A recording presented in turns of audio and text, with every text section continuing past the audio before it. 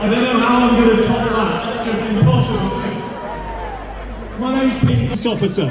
I was with Thames Valley Police for 15 years.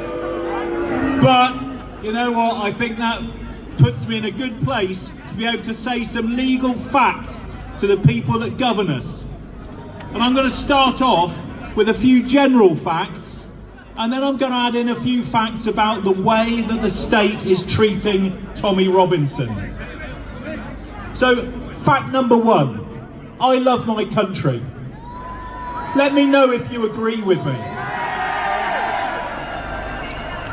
Loving your country does not make you far right.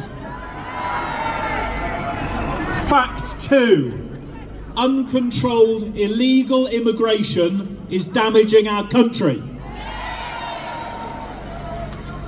Being concerned about illegal immigration does not make you a racist.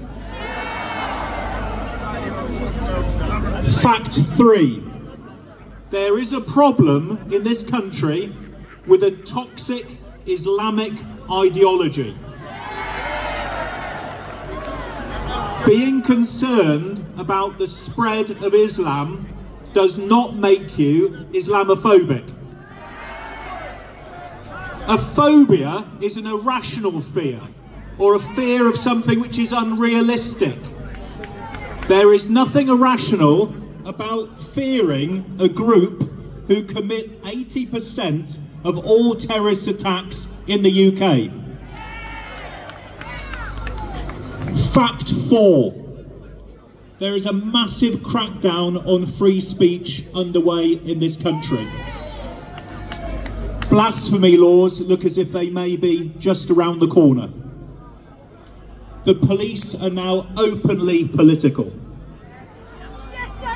People are in prison for Facebook posts, while violent criminals are being released to make room for them. Tommy Robinson, currently serving 18 months in prison for showing the film Silenced. In other words, for telling the truth when other media outlets were just telling lies. And here's the thing, he's not just in prison, he's in solitary confinement. Now that is something that is usually used to punish prisoners who act up in prison. And we know that segregation of that kind for periods longer than 14 days can have a detrimental effect on somebody's mental health. And we know that because prison psychologists tell us that. But Tommy is likely to spend 9 months on his own. So why is that? Some would say it's an attempt to break him. The prison would say, oh, it's for his own protection. Well, let's quickly look at those two alternatives.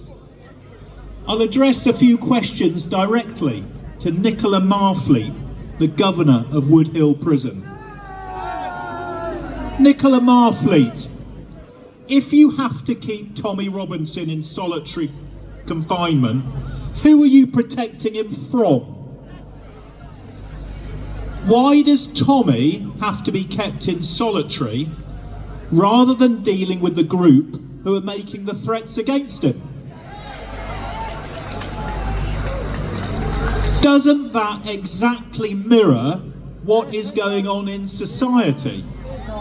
Where, rather than dealing with the violent criminals, we prefer to deal instead with the people who call them out. Ms Marfleet, Governor, there is a difference between segregation and solitary confinement.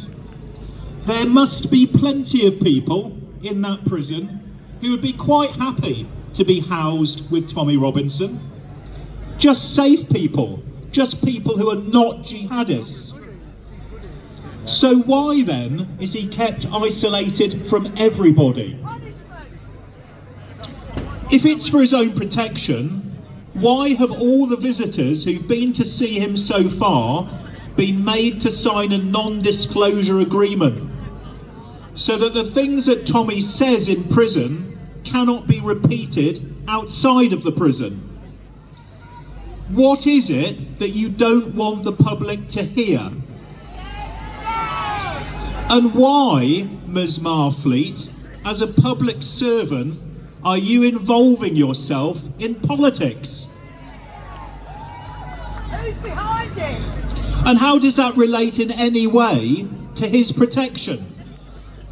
And I hear now that all his visits have now been stopped.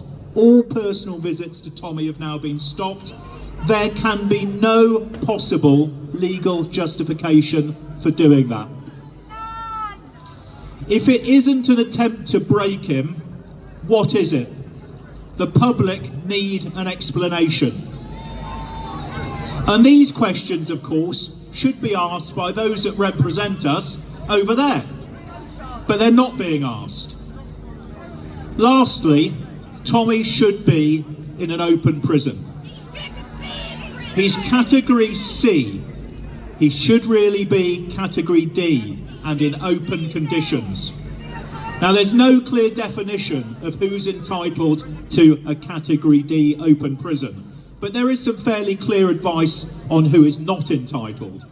You're not entitled to category D if you're violent, if you're a foreign national at risk of deportation, if you're an escaper, if you're someone who continues to behave in a criminal way whilst in prison, or if you're somebody who disrupts the security and good order of a prison. So, given that none of these things apply to Tommy Robinson, why can he not be housed in a category D open prison? I have no doubt that what is happening to Tommy is a breach of his Article 3 human rights. And that's the bit that prohibits torture and inhuman treatment. And in my view, that is exactly what's going on.